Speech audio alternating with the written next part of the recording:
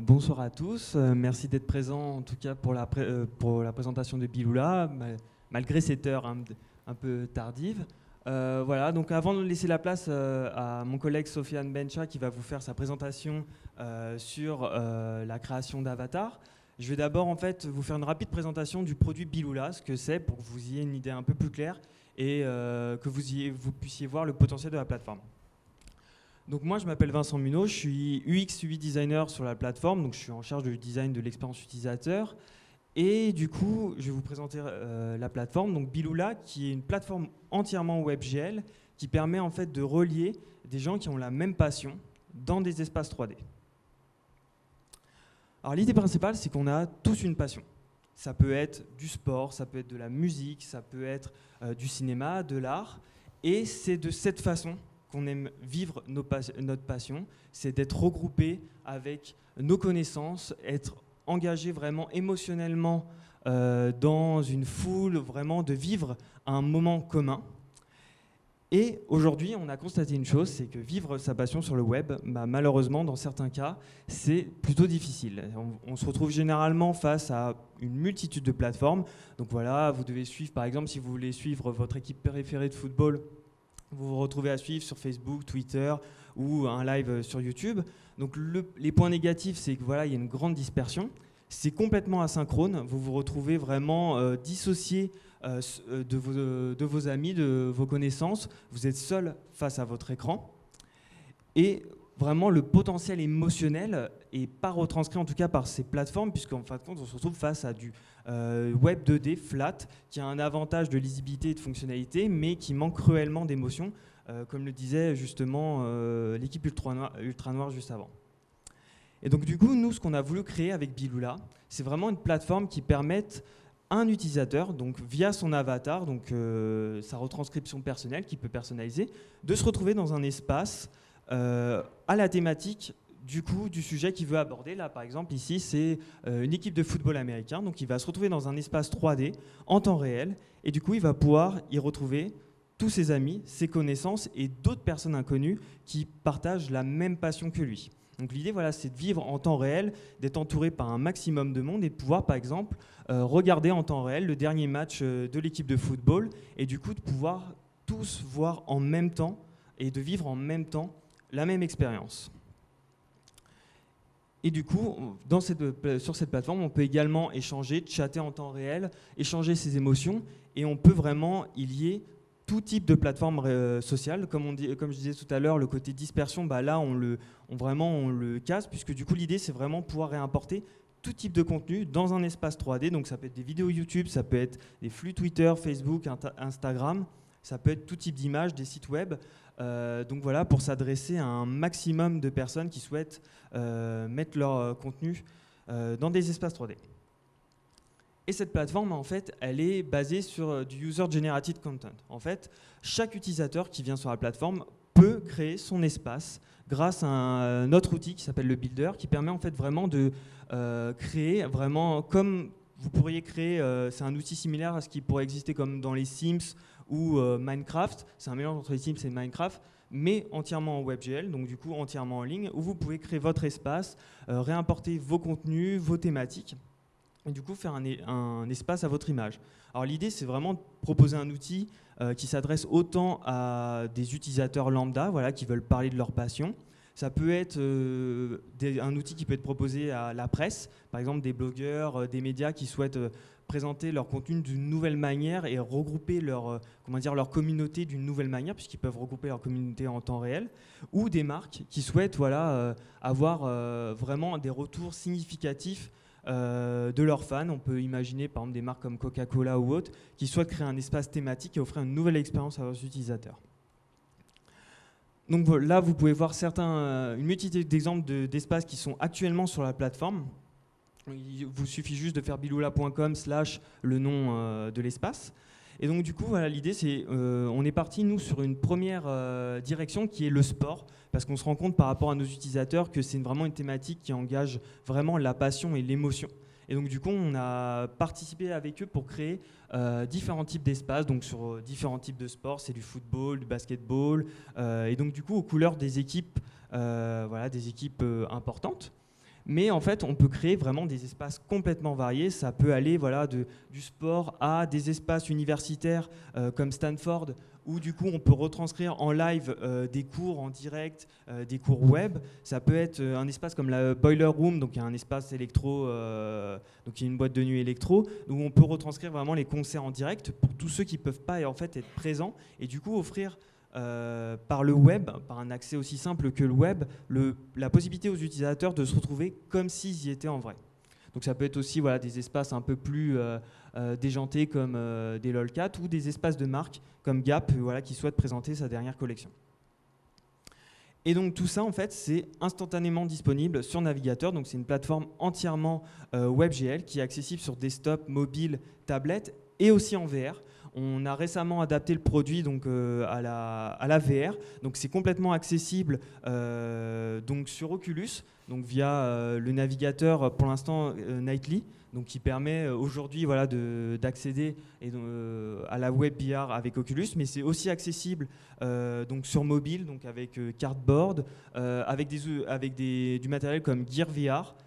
C'est complètement accessible et récemment on a testé puisqu'on est en contact avec des équipes de Google et Firefox à San Francisco où on a pu tester du coup l'intégration via HTC Vive et ça marche aussi très rapidement. Donc c'est vraiment la force du WebGL et de la WebVR, c'est de pouvoir plugger un même contenu très rapidement sur différents types, sur tout type de support et donc du coup de pouvoir facilement rendre accessible son contenu. Un rapide résumé, donc Bilula en fait c'est un produit édité par la société Vcult, donc on est une société qui est basée à Lille dans l'espace Euratechnologie, donc qui est un espace donc, qui regroupe pas mal de sociétés de l'informatique à Lille. Donc on est un acteur du WebGL depuis 6 ans, on suit vraiment cette technologie depuis vraiment pas mal d'années, on essaie voilà, d'apporter notre lot de contribution et notre lot d'innovation.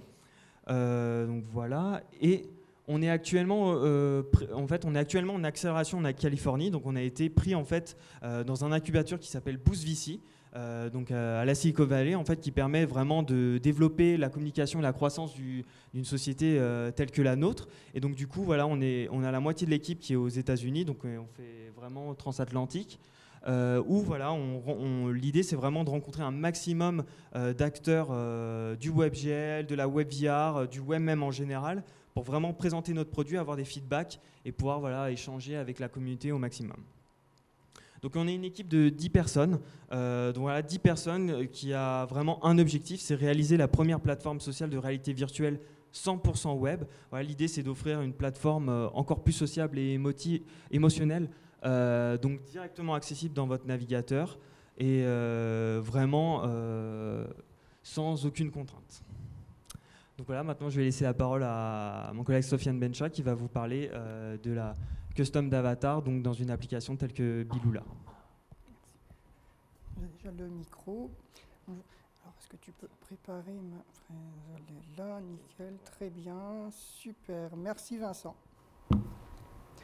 Alors, effectivement, Bilula, comme vous l'avez vu, c'est un produit. Ça n'est pas une démo, c'est ni un prototype. C'est bel et bien un produit qui est là depuis pas mal de temps.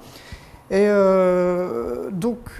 moi, je vais traiter d'un sujet, voilà, vous avez vu nos avatars, vous avez vu nos scènes, il y a de la variété dans ce qu'on fait, il y a on va dire, différents environnements. Et donc, ne sachant pas trop à qui s'adresser, enfin le public, est-ce qu'il était plutôt développeur, mais je pense qu'il est à majorité développeur, mais j'avais quand même une petite envie, c'était de pouvoir traiter avec tout le monde, parler de concepts peut-être qui paraissent simples pour un développeur, mais la jeunesse d'une application, donc par quoi on commence, à quoi on pense, donc le développement de l'application 3D de notre avatar. Alors je vais pouvoir faire une petite démo si j'ai l'opportunité de le faire, parce que qui connaît Bilula ici? Personne. 2 personnes, 3. Alors, c'est surprenant parce que ça fait un moment qu'on est présent. Alors on ne communique pas beaucoup, là on a dû sortir de notre région, on a dû sortir de notre silence un petit peu, mais effectivement c'est assez étonnant qu'on ne soit pas repris dans les quelques médias, même auprès de la communauté auquel on se revendique, c'est-à-dire celle du WebGL et de SriJS en l'occurrence. Alors, mise en place d'une diversité, c'est quoi? Bon, là, ça touche aussi on va dire, à ce qu'on fait, mais de façon tout à fait annexe. C'est-à-dire que la diversité, c'est pouvoir peupler en fait un monde virtuel comme dans la réalité, avec des gens différents, habillés différemment, etc., avec une physionomie différente. Voilà. Alors, bon, quelques repères, là ce sont quelques définitions, mais qui ne connaît pas en fait le principe de l'avatar? Je pense que tout le monde a déjà touché à un jeu vidéo, joué et vu, enfin dans les concepts, je pense que ici vous en avez une certaine idée. Nous on a voilà, on donne une définition qui nous paraît satisfaisante. Alors l'avatar, effectivement, c'est le prolongement de soi, du réel vers le monde virtuel. Donc c'est quelque chose, une entité, pas forcément un humain, en fait, enfin au caractère en fait, humain. En fait, ça peut être un objet anthropomorphique ou autre, dans lequel on contrôle ou on exécute un certain nombre d'actions. Et donc effectivement, c'est le premier palier de l'immersion, en fait.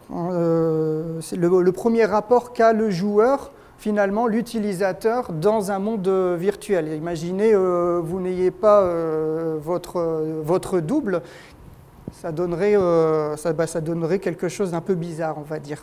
Et donc les avatars sont là pour ça.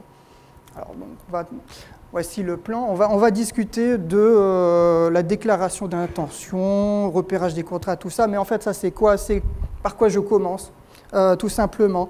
Alors, c'est tout simple.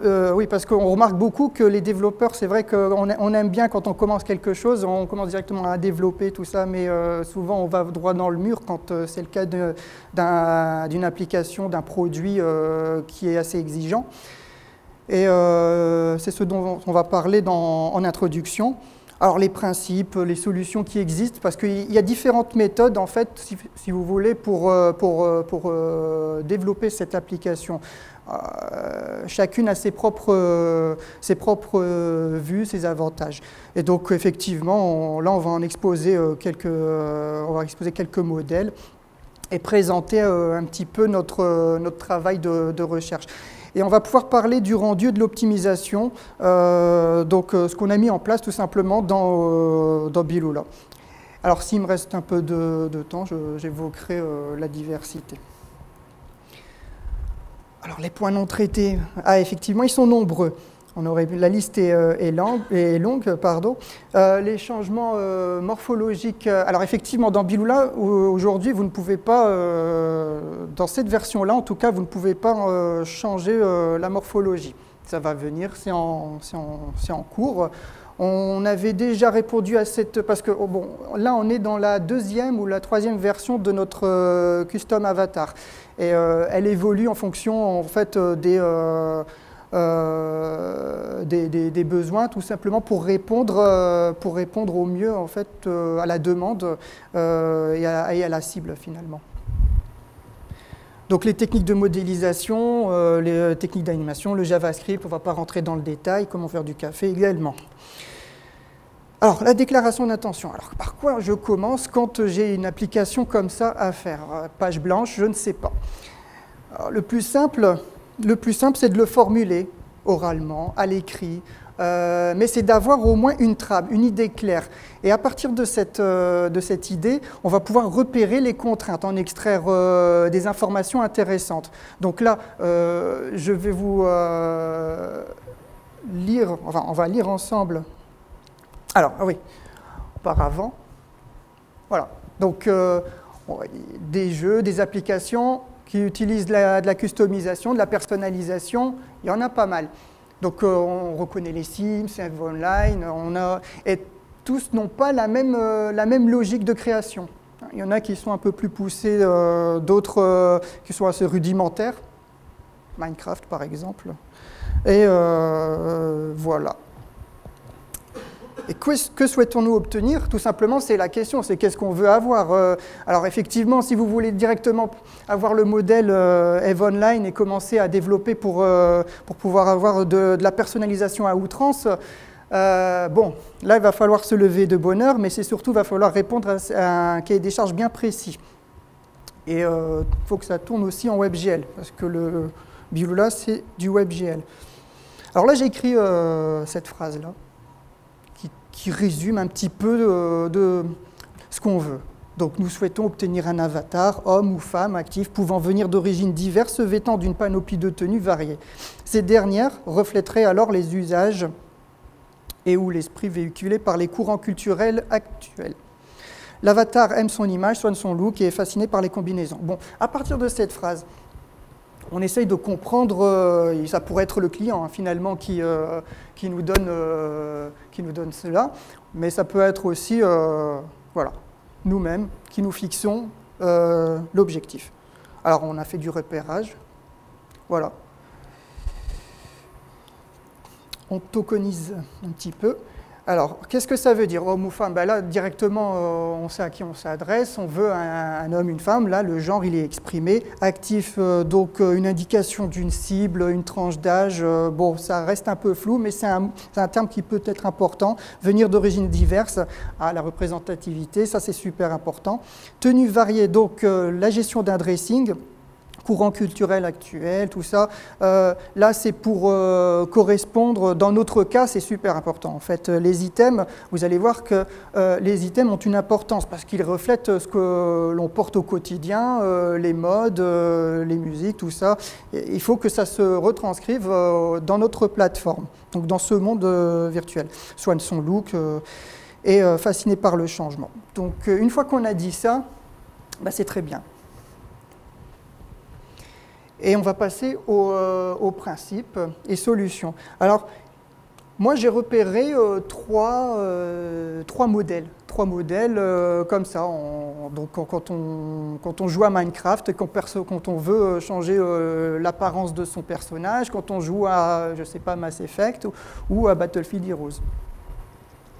Ou les Sims. Alors... Donc, il en existe plusieurs sortes, ça c'est ce que j'ai dit. Le modèle monolithe, alors le monolithe, voilà, ça veut dire ce que ça veut dire, c'est un bloc. Très peu de personnalisation, c'est-à-dire que finalement, on est assez limité. Il existe un modèle dans lequel on va pouvoir simplement le décliner. Il n'y aura pas beaucoup de variété au niveau de la géométrie, puisque les géométries sont dupliquées. Et si on veut la changer, c'est assez contraignant. Donc, on peut jouer sur la texture, tout simplement, faire des variétés comme ça. Donc, des clones. Alors ça, c'est super intéressant. Alors, on n'est pas obligé d'avoir un design à l'ancienne, hein. Mais donc, c'est une méthode qui nous convenait pas. Nous, on avait envie d'autre chose, parce qu'effectivement, principe monolithe, bon, j'ai mis, je ne sais pas pourquoi j'ai mis cette image-là, mais ça veut dire que chaque modèle a son propre squelette, a ses propres attributs, et finalement c'est contraignant, c'est pas vraiment de la personnalisation. Là, si vous voulez rendre, je ne sais pas, Pégase avec un peu plus enfin, je sais, passer d'un personnage à un autre, c'est pas générique tout ça. Donc, désolé pour vous, chevaliers, ça ne fait pas l'affaire. Alors, le principe générique par remplacement. Donc là, typiquement, ça, c'est Battlefield Heroes. On prend donc des items, on les remplace par un autre, comme on peut le voir. Donc, là, il y a une espèce de classification, de catégorie, tout ça, tout rentre dans une case, ça, je vais y revenir. Et donc, si on veut changer de pantalon, on prend le mesh qui est associé au pantalon, aux jambes, et on le remplace. C'est le robot, quoi. Je change de pièce, finalement. C'est celui-là. Alors, on avait eu ça dans notre précédente version. C'était déjà il y a plus d'1 an et demi, 2 ans.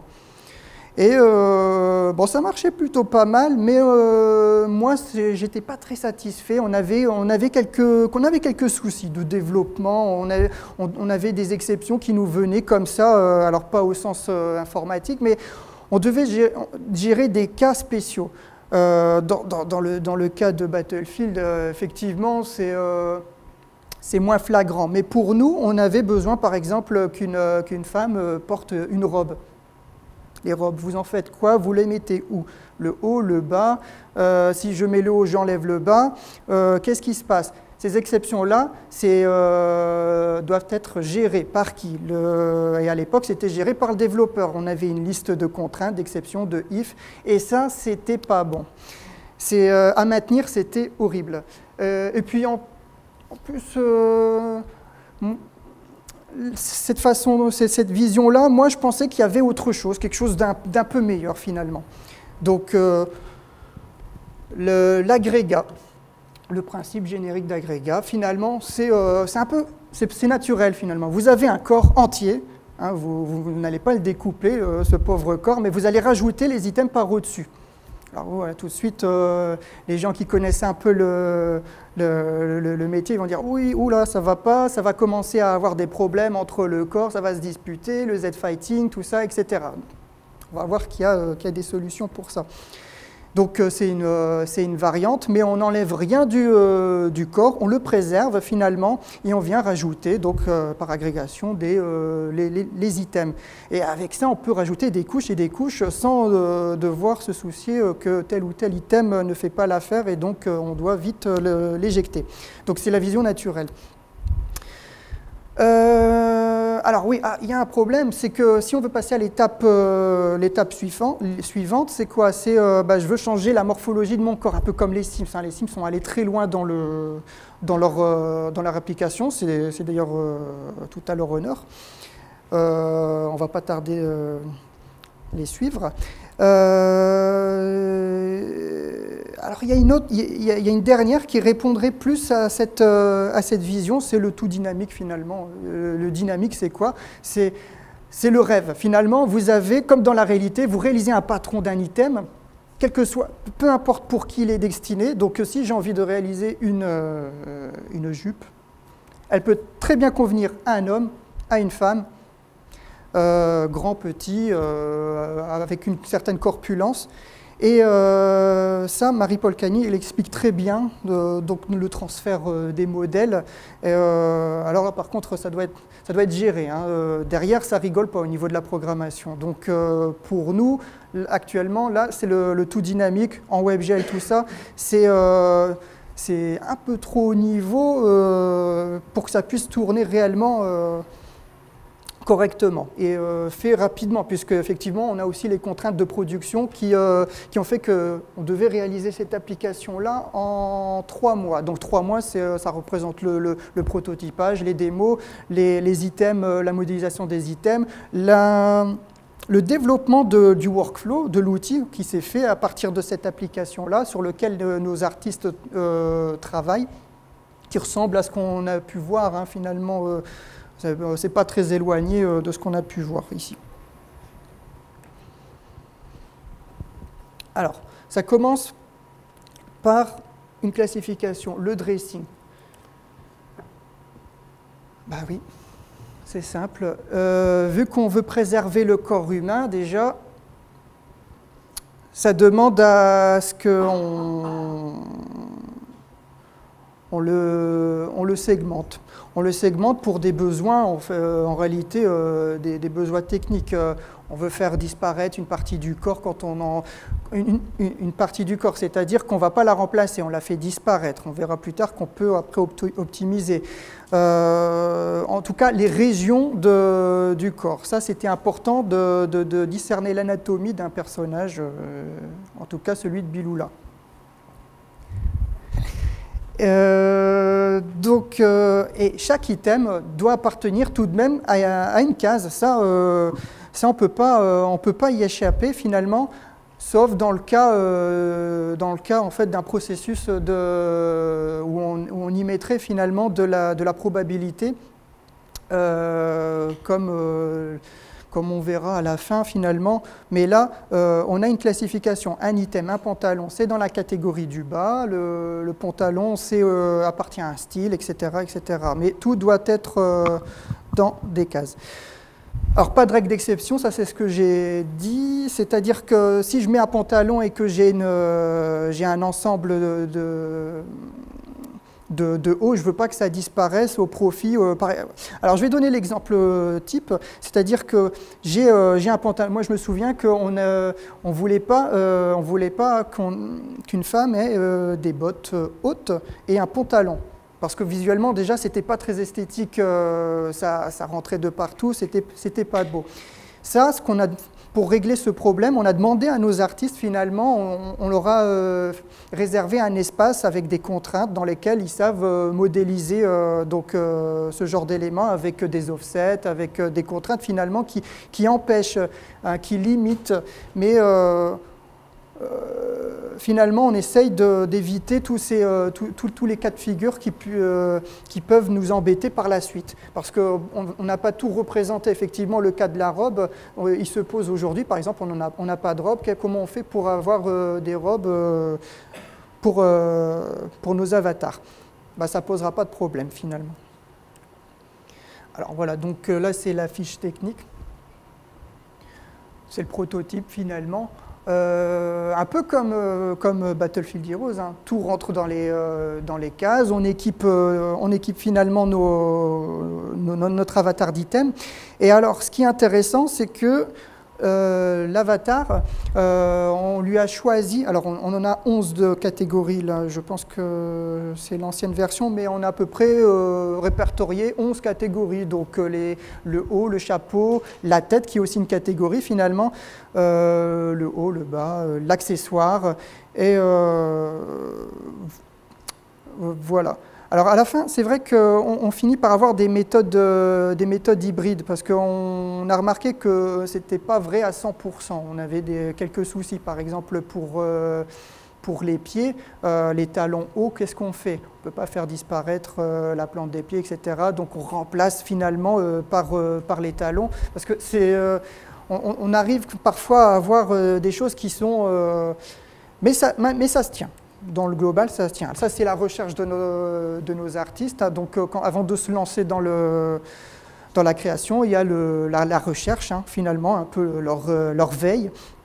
Avec, là, c'était plutôt assez rock, rap, donc, ce qu'ils allaient modéliser.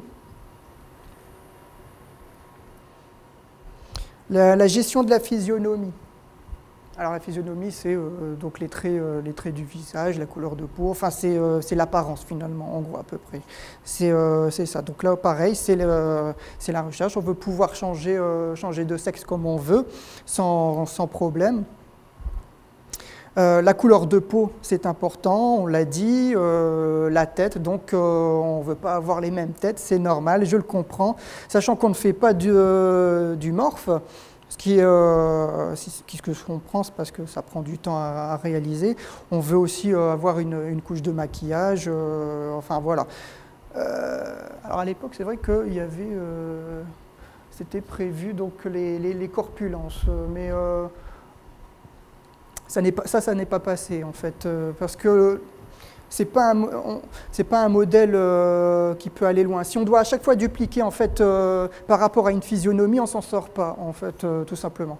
On a pour les enfants, on va faire le même item pour les grands, pour les personnes âgées. Là, vous multipliez par je ne sais pas combien en fait le problème et le temps de création.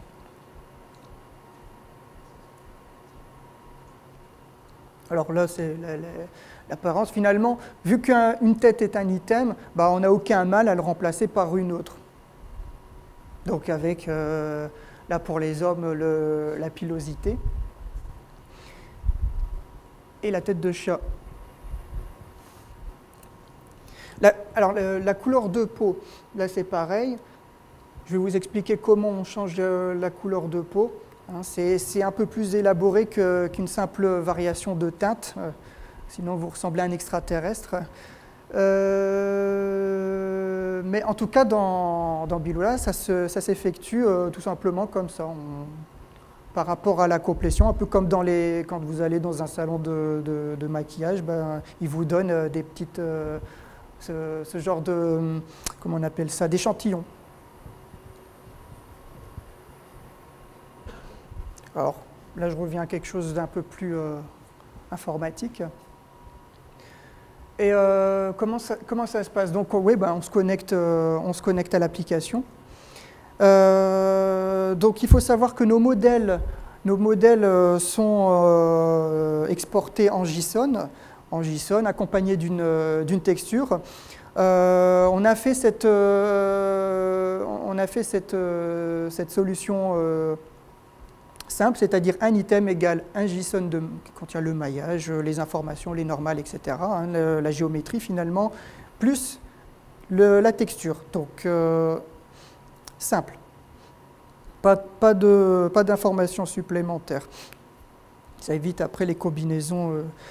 Ensuite, on va l'optimiser dans notre module de génération d'Atlas afin de rendre ça donc en version texture compressée, mis dans un atlas pour justement réduire faire du batching et réduire le nombre de draw calls. Donc ça, c'est une architecture qui est en cours, ça fonctionne. On est en train de travailler dessus pour que, comme on l'a vu ce matin, il me semble, pour la décliner au niveau des différentes architectures mobiles, tout ça, qu'on ait directement généré, à partir donc, du PNG, qu'on ait directement les formats compréhensibles par les smartphones et les tablettes. Enfin, les autres supports, finalement. Alors, le draw call, je pense que pas mal de gens connaissent le principe du draw call, donc je ne vais pas non plus revenir sur des choses. Si vous ne connaissez pas, je peux vous en faire une brièvement. Le draw call, c'est le processus, la trame de rendu pour un objet, en fait, un objet GL, comme on appelle. Et notre avatar étant décomposé à la base 11 parties, ça fait 11 draw calls, ce qui est un petit peu énorme pour un avatar, enfin moi je trouve, et il est possible de le rendre en un seul finalement, et donc de l'optimiser.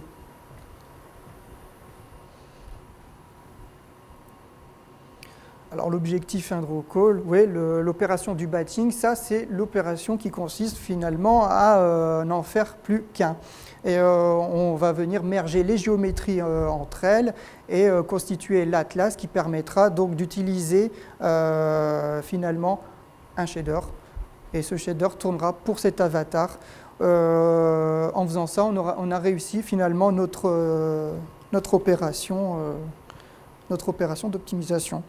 C'est assez simple quand on en parle comme ça. C'est vrai que sur le développement, ce n'est pas non plus quelque chose d'extraordinaire, mais il faut le savoir. Ça, c'est important. Alors oui, l'atlas de texture, elle a été obtenue par donc cette opération de bin packing. Pourquoi? Parce qu'auparavant, on a étudié, on a fait des résolutions pour cadrer finalement les modèles qui vont être produits et ainsi les textures. Alors, tous les items ne sont pas égaux. C'est la slide suivante, qui ne sont pas égaux. Pourquoi? Parce qu'on a remarqué que quand on est dans le long, il y a de la perte. Hein. Il y a des motifs qui disparaissent parce qu'à cause de l'encodage et la compression, on souhaiterait mettre en avant plus certaines parties du corps, c'est normal, que ça soit visible pour l'identité, plus facile pour l'utilisateur, plus beau.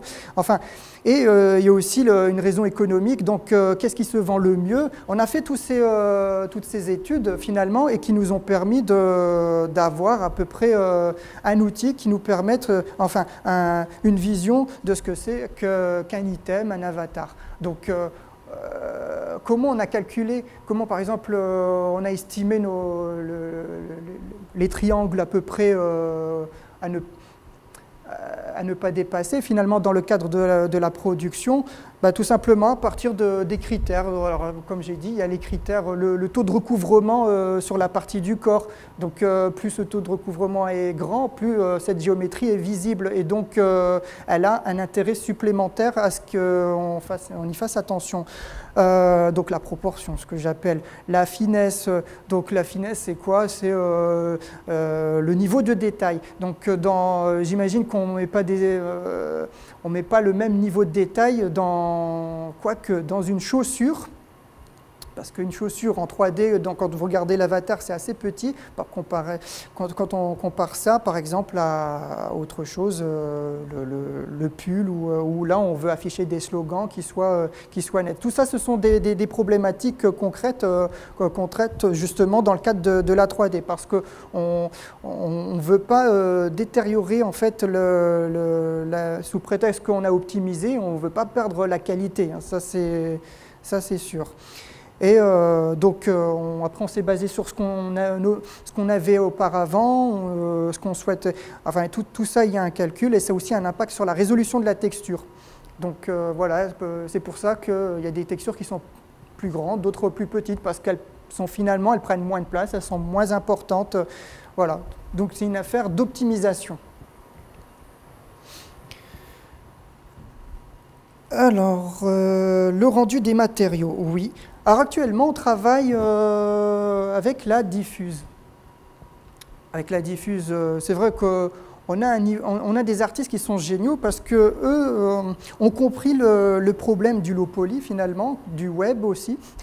C'est-à-dire que rajouter du détail, oui, avoir des super rendus, PBR, tout ça, enfin ça c'est le désir de tout artiste, mais il faut se rendre à l'évidence aussi. Bon, il y a aussi un choix artistique qui est fait. Mais si on veut rajouter, on veut améliorer la qualité de nos items, qu'est-ce qu'on fait? On a, oui, le combo ou le trio gagnant, la diffuse, la spéculaire, la normale. Enfin, il y a toutes ces maps finalement qui nous servent et qui peuvent servir à ajouter de la qualité à nos rendus. Le problème, c'est qu'on a un atlas et qu'est-ce qu'on fait? Quelle est l'opération qui va me permettre finalement de factoriser tout ça, de rendre aussi, à l'instar de ce qu'on a fait pour la diffuse, dans un atlas. Pareil, on va les compléter dans un atlas. On va aussi chacune des maps, finalement, elles vont pouvoir être stockées sur les canaux. RGBA, voilà, on va les utiliser de façon intelligente et les intensités donc, vont pouvoir être respectivement traitées dans les canaux. Bon, qu'est-ce qu'on fait de la normale map? Parce que là aussi, il n'y a pas la place finalement. Parce que là, j'ai compté la diffuse. Bon, la diffuse, elle est on va dire, elle est considérée déjà dans la classe de base. Mais imaginons que vous ayez déjà une spéculaire et une gloss map ou ce qu'on appelle une glow map pour faire ressortir les zones avec de l'intensité lumineuse et tout, etc. Bon, les normales, qu'est-ce qu'on en fait? Il faut savoir aussi les traiter. On peut qu'est-ce qu'on peut faire? On peut compacter, rendre un vecteur 3 en float, sachant qu'on perd le paquet, un vecteur 3 en float, on perd la précision. Bon, nous, c'est vrai qu'on n'a pas un besoin de précision, mais tout de même, les normales, c'est quand même quelque chose d'important. Après, il y a la concaténation. Bon, c'est quelque chose auquel on réfléchit, on voit ce que ça donne, voilà, avec le petit exemple en bas. Et après, il va falloir extraire ces informations. Si on a des précisions, on n'est pas trop gourmand, pas trop exigeant au niveau de la précision, on peut, on va dire au centième ou au millième, faire l'affaire pour notre vecteur. Et donc, on va encoder tout ça. Donc, on va combiner les intensités donc, en float et on va les stocker en RGB sur les canaux, où les énergies lumineuses, en fait, c'est les couleurs directement. Les couleurs, parce qu'effectivement, là, on a du niveau de gris. Et le niveau de gris, bon, c'est bien pour les intensités, mais si moi je veux, par exemple, que ma spéculaire soit verte, comment je fais? Ça aussi, c'est important. Donc, finalement, on voit qu'on ne peut pas vraiment s'en sortir de façon propre, parce que moi, je n'ai pas envie de télécharger des maps et des maps. On a déjà notre shader qui fonctionne avec deux types de textures. Donc, la texture, l'atlas que vous avez vu tout à l'heure, et la texture de gradient qui permet de changer la couleur de peau. Et ça, c'est le slide, le sujet suivant.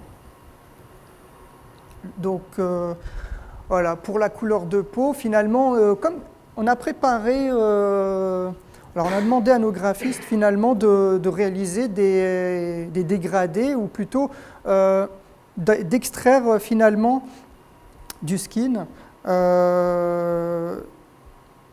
l'histogramme, si vous préférez. On les a étalés par ordre d'intensité lumineuse, et on a fait ça pour chaque couleur de peau. Donc, et on a stocké ça donc dans cette texture. Et avec l'interpolation linéaire, ça nous permet donc finalement d'avoir des variétés, de très belles variations. Et donc, ça veut dire quoi? Ça veut dire que, par exemple, vous avez une peau sombre, elle n'a pas les mêmes caractéristiques finalement qu'une peau claire. Donc c'est ce que j'appelle les points de caractérisation. Vous avez par exemple des zones ici, par exemple, où ça brille un peu plus, etc. Si on avait joué avec la teinte, on aurait perdu tout ça finalement. Vous passez ça, c'est comme dans Photoshop, vous prenez ça, vous mettez en teinte, ça y est, vous avez perdu tout le détail. Là, le détail du gradient est préservé, puisque grâce au transfert, on a préservé en fait les couleurs. Donc ce qui est sombre restera sombre ou passera d'une autre couleur, et donc on respecte finalement la physionomie et ce qu'on veut de la représentation d'une couleur de peau. Et donc tout ça étant interpolé, c'est magique.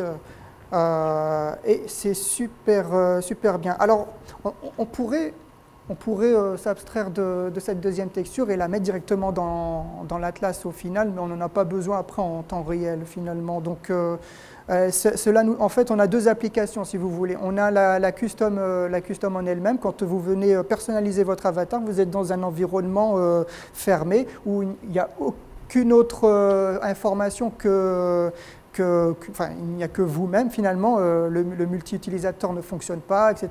Donc vous êtes dans un endroit fermé. Et là, on en a profité pour améliorer la qualité. Donc, on a gardé, par exemple, on a préservé la taille de nos textures à 1024. Rien n'est optimisé parce que ça passe très bien, finalement. Et l'utilisateur, il est content de voir son modèle bien fait parce que là, il a des zooms dessus et on ne veut pas le décevoir. Mais une fois qu'il sera dans Bilula, là, il va falloir faire ce travail. Et c'est tout ce dont je viens de parler, c'est optimiser le modèle. Alors les différents traitements qu'on applique à notre avatar, finalement, effectivement, en temps réel, qu'est-ce qu'on fait? Oui, effectivement, si vous commencez à mettre, je ne sais pas, un pull vraiment serré tout près du corps et que le corps est toujours là, oui, au bout d'un moment, il va avoir un problème. Alors, on peut jouer avec les polygones offset, les choses comme ça, en fait. Mais ce n'est pas une solution, on va dire, une solution viable, parce qu'on ne sait jamais réellement, et en plus selon la distance avec la caméra, il y a toujours des artefacts. Alors on fait disparaître les parties du corps grâce au vertex color. En fait, finalement, on a découpé donc notre avatar de façon intelligente, à ce que quand on vient mettre un pull en V, on veut préserver donc les pectoraux, par exemple, toute cette partie du corps, et le reste, on veut faire disparaître. Voilà, ça, c'était dans le workflow. Finalement, un item, il a donc sa représentation, sa géométrie, etc. Et le graphiste, finalement, détermine les zones qui sont recouvertes. ce dont je parlais auparavant par exemple, et donc quand je mets un pull, il y a tout le haut qui doit disparaître, donc ce sont des booléens, des choses à cocher. Et ça marche très bien en temps réel. Ça veut dire que je n'ai pas besoin de refaire un traitement, avec le discard, ça passe tout seul finalement. Vous prenez la zone, vous dites que voilà, c'est telle zone à masquer, et hop, c'est fait. Donc c'est réversible. On fait passer une matrice, ce qu'on appelle une matrice d'occlusion. Une matrice d'occlusion, donc c'est une matrice finalement booléenne qui correspond à chacune de nos catégories. Donc on a de la chance, on a catégorisé ça en 11 items, et donc ça passe dans une matrice 4-4 sans problème. Alors oui, bon, les triangles cachés ne sont pas enlevés de la géométrie, c'est pris en compte, ça on le sait. Donc c'est pour ça qu'il faudra les enlever une fois qu'on sera dans le jeu, parce qu'elles deviennent inutiles.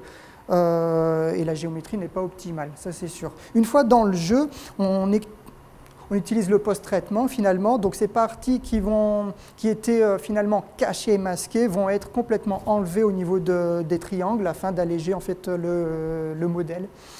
Et alors oui, on ne peut pas faire ça en temps réel, on n'a pas encore de géométrie shader, on n'a pas toutes ces choses-là en WebGL, donc on fait ça en post-traitement, ça va assez vite, mais ce n'est pas fait pour le temps réel, sinon il risque d'avoir une latence, une grosse latence, chaque fois que j'enlève ou je m'habille, imaginez. Et donc les commutations sont difficilement permises.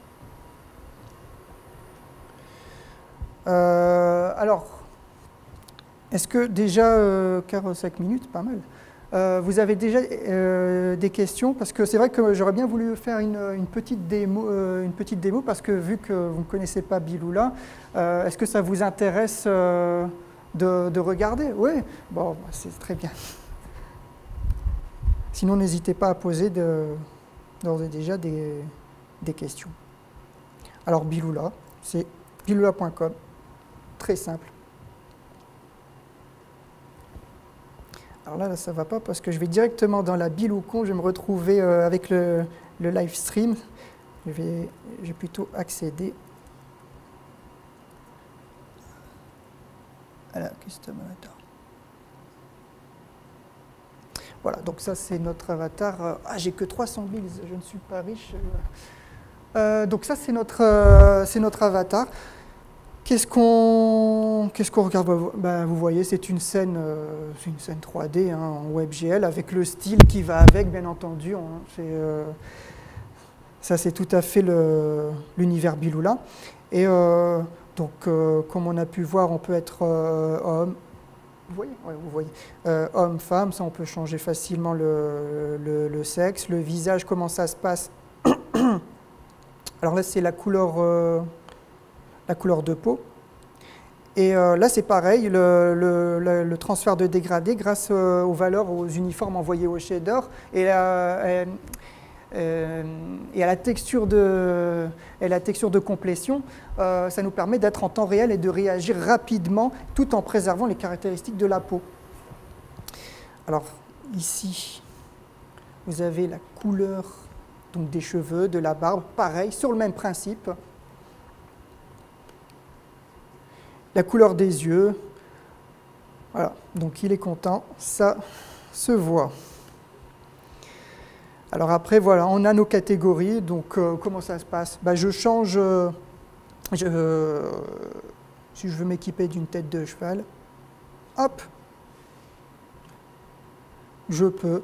Il n'y a pas ce petit sentiment aussi quand on s'équipe d'un item où c'est souvent j'ai remarqué parfois bon là c'est pas les grandes applis, mais il disparaît, il réapparaît, tout ça, parce qu'il y a le temps d'initialisation, la génération de l'instanciation fait de la géométrie, et ça c'est vrai que c'est à l'œil de l'utilisateur, c'est pas très propre, c'est pas très beau. Donc nous, justement, en préservant le corps et en limitant donc le problème de nos géométries, donc du traitement finalement d'instanciation, c'est assez réactif. Et vous pouvez voir qu'il fait rien du tout, parce qu'il y a des animations aussi. Alors par exemple le haut, voilà. Donc là On a tout un panel, il y a un vaste choix, c'est un travail impressionnant. Alors oui, voilà. Donc ça, c'est notre custom. Finalement, ça ressemble à ce qu'on trouve quand même dans les Sims ou ça, mais nous, c'est WebGL. Voilà. Donc, on a simplifié en plus le processus de création. Avant, on avait des fenêtres partout, on avait des grosses fenêtres, tout ça. On n'est pas trop un jeu finalement, on est plutôt un outil. Ça, c'est quand même important. C'est la partie la plus ludique, certes, mais on est quand même un outil. Et donc, voilà, avec un style qui est propre, l'identité de Biloula, qui est celui-ci. Donc, si vous avez l'occasion, vous pouvez même tester sur vos smartphones, sur vos tablettes, tout ça, ça fonctionne. Alors après, pour ceux qui n'aiment pas trop changer, il y a le random, voilà, qui fait un aléatoire. Alors dans le cadre de la diversité, le random, c'est pas très conseillé. Ça, c'est ce qu'on va dire. Il me reste combien de temps? 50 minutes. Ben oui, il va falloir que je me dépêche. Donc malheureusement, c'est parti. Alors la diversité, c'est quoi? Bah, c'est bête, hein, c'est pas non plus quelque chose de... Ça s'adresse à qui? C'est pourquoi bah, quand on fait de la simulation, effectivement, vous n'allez pas représenter, je ne sais pas, vous voulez faire une reconstitution historique, une bataille rangée ou la représentation d'une foule au XVIIe siècle en plein milieu de Paris. Donc une foule, c'est des centaines, voire des milliers de personnes. N'allez pas demander à vos graphistes de réaliser un à un les modèles. Et donc la machine est capable de le faire finalement. Donc c'est dans le cadre d'une simulation. On peut très bien avoir de la diversité ailleurs, mais c'est surtout utilisé dans le cadre de la simulation, ou plutôt de la recommandation. Finalement, j'ai acheté un item et qu'est-ce qu'on suggère, qu'est-ce qu'on propose? Ça, c'est tout ce que vous avez sur Amazon, tout ça, enfin, sur les sites e-commerce. On modélise... oh là là, oui, ça passe vite. Alors, oui, on va modéliser ça, on va classifier, donc nos items, ils ont finalement des caractéristiques qui vont permettre d'établir en fait un code vestimentaire. Ça, il y a une belle thèse de l'université de Hong Kong qui s'appelle Dress Up, après j'ai oublié le nom parce que c'est Outfit, c'est assez long, mais où il propose une solution et c'est super intéressant en fait. Et donc il faut modéliser en fait ce que c'est qu'un code vestimentaire.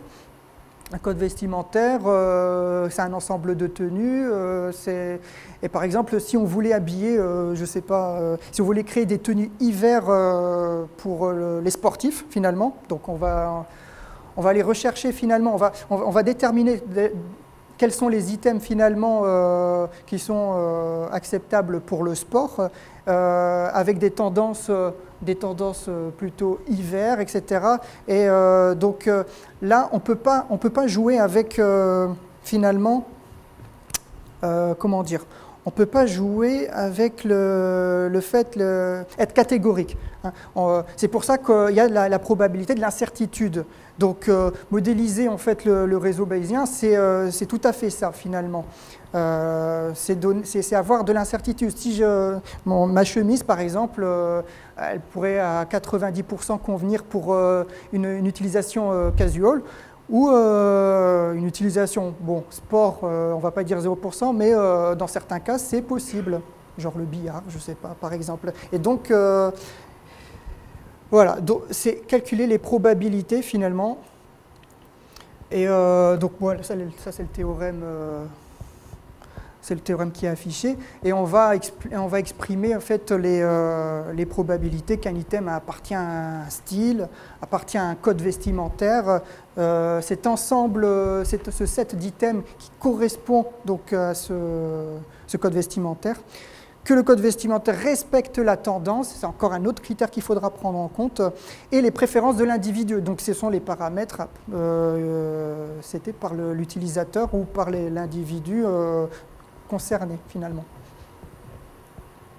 Alors pareil, on constitue une gamme de couleurs. Alors tout ça, ça peut se faire par apprentissage, hein, parce qu'effectivement, actuellement, bon, ça c'est les développeurs, ou plutôt ceux qui sont en charge de créer les items, finalement, d'ajouter ces caractéristiques. Mais on pourrait, par apprentissage, on a vu ce matin justement les réseaux de neurones, avoir un item, la modélisation d'un item, sa représentation dans le réel, et dire que cet item, bon, ben, il est à tendance, il est blanc, il est, etc. Il est plutôt destiné ou employé dans tel ou tel contexte, etc. Et par apprentissage, ça peut très bien fonctionner. C'est moins fastidieux. Et donc après, il y a la partie, je vais assez vite là-dessus, mais bon, ce sera mon dernier slide puisqu'il est déjà à l'heure. Et le code vestimentaire, finalement, voilà, c'est le set d'items, là il y en a 3, et c'est la recommandation, et on fait le calcul avec les valeurs pour avoir le meilleur taux, finalement, le meilleur taux qui corresponde finalement à la probabilité, enfin à l'hypothèse plutôt. Voilà. Et là, j'y ai mis donc une bibliographie parce que moi, quand je me suis lancé dans la création de l'application, bon, je n'étais pas seul, hein, mais donc dans la création de l'avatar, en fait, de cette application-là. Donc j'ai dû faire un état de l'art, donc me renseigner, on a dû travailler tous ensemble, faire de la veille, etc. Et voici mes lectures. Et je vous remercie infiniment. Donc maintenant, si vous avez des questions, merci. Les questions sont les bienvenues, mais il ne reste pas beaucoup de temps. 5 minutes, si j'ai bien compté. Bon, je n'ai pas été dans le détail, je suis désolé. J'ai enlevé toutes les formules de maths. Je me suis dit, oui, ils ne vont rien comprendre. J'ai écrémé finalement parce que bon, j'avais peur finalement de me perdre parce qu'à la base, c'était quand même quelque chose qui était assez... c'est un vaste sujet finalement. On pourrait s'arrêter sur chacun des points, l'architecture logicielle, et tout, etc. ou finalement tout un autre domaine, quoi. Est-ce que pour certains paramètres, vous faites des modifications qui s'appuient sur l'application de morphing sur le visage ou par exemple pour changer la taille de façon continue des avatars? Alors, aujourd'hui, on n'a pas notre... on travaille sur le morphing, mais la seule chose qui va être lancée, ce serait... ça va être dans une zone, ça va être contenu dans une zone. Donc par exemple, le visage, on va se concentrer uniquement sur le visage, mais on ne va pas commencer à changer la morphologie de notre avatar. Pour le moment, ça n'est pas encore d'actualité, parce que on n'a pas encore la structure, finalement, on n'a pas encore la bonne méthode pour le faire. Parce que ça demande quand même beaucoup d'efforts, et ce travail-là, il n'est pas encore réalisé. Par contre, ce qu'on peut faire, c'est changer localement, finalement, et grâce, par exemple, je ne sais pas, la texture peut déformer les vertices et puis donner un tout autre aspect. Et on a changé la morphologie, mais localement, mais pas de façon globale, en fait. Ouais.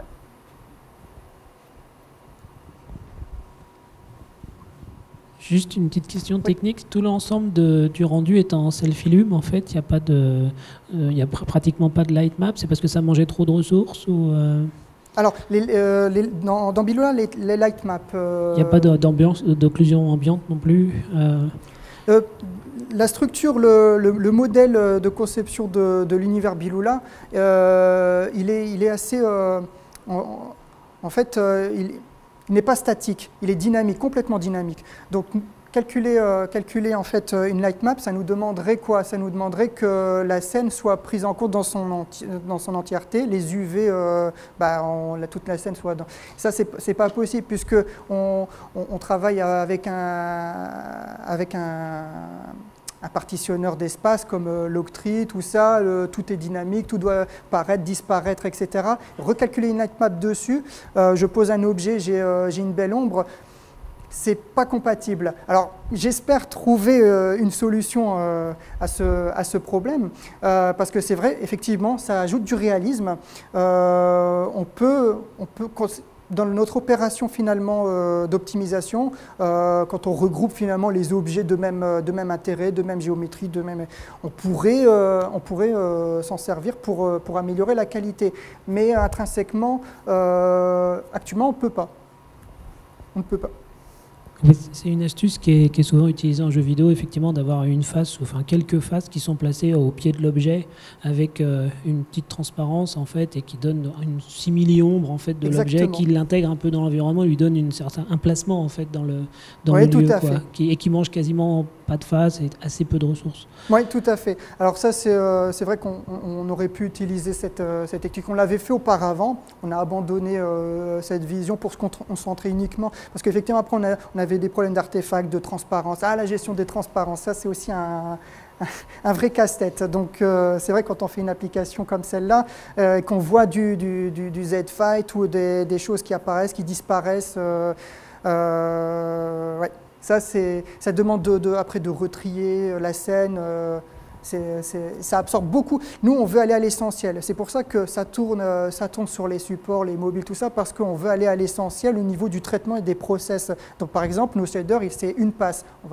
On va pas commencer à faire... On a fait du multipass, mais aujourd'hui, on veut aller à l'essentiel et vite, en fait. Donc, c'est pour ça qu'effectivement, on se concentre sur la performance, en fait.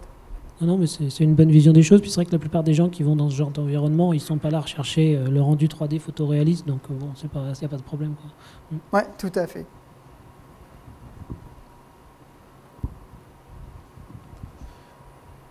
Et comment vous essayez de combattre au niveau de l'apparence des caractères le phénomène de la vallée de l'étrangeté, de l'uncanny valley, où en fait si le personnage il a tendance à trop se rapprocher d'un être humain réel et qu'il n'est pas parfaitement comme un être humain, et ben du coup on le perçoit moins bien que s'il a l'air plus éloigné de l'être humain.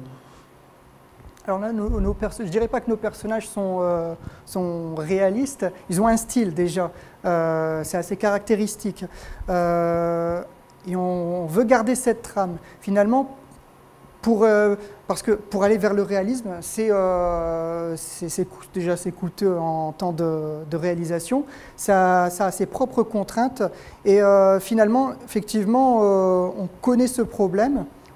Et on veut pas aller là-dessus, parce que on veut garder l'esprit Biloula, qui n'est pas d'aller tant vers le réalisme en fait. Il veut garder sa propre ligne finalement, voilà. C'est un choix hein, finalement. Si on avait eu une direction artistique qui nous avait demandé de faire du réalisme, on l'aurait fait. On aurait trouvé donc les techniques adéquates, et là on se serait posé exactement le problème que tu viens de soulever. Mais là on se sent moins concerné finalement.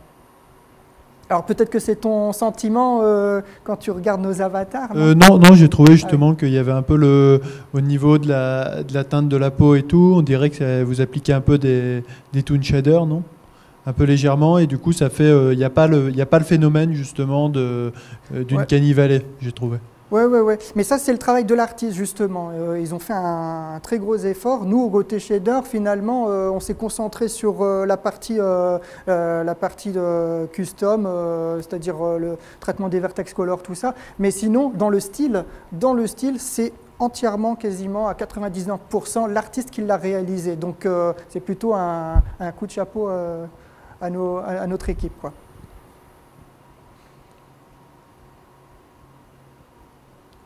Y a-t-il d'autres questions ? J'espère que je ne vous ai pas endormi ni ennuyé. Bon, c'était un peu léger, et voilà, j'espère que pour certains, vous aurez des concepts qui vous resteront encore à l'esprit quand vous aborderez ce genre de problématiques, quoi. Très bien, merci Sofiane. Donc, je pense qu'on peut t'applaudir bien fort. Merci beaucoup.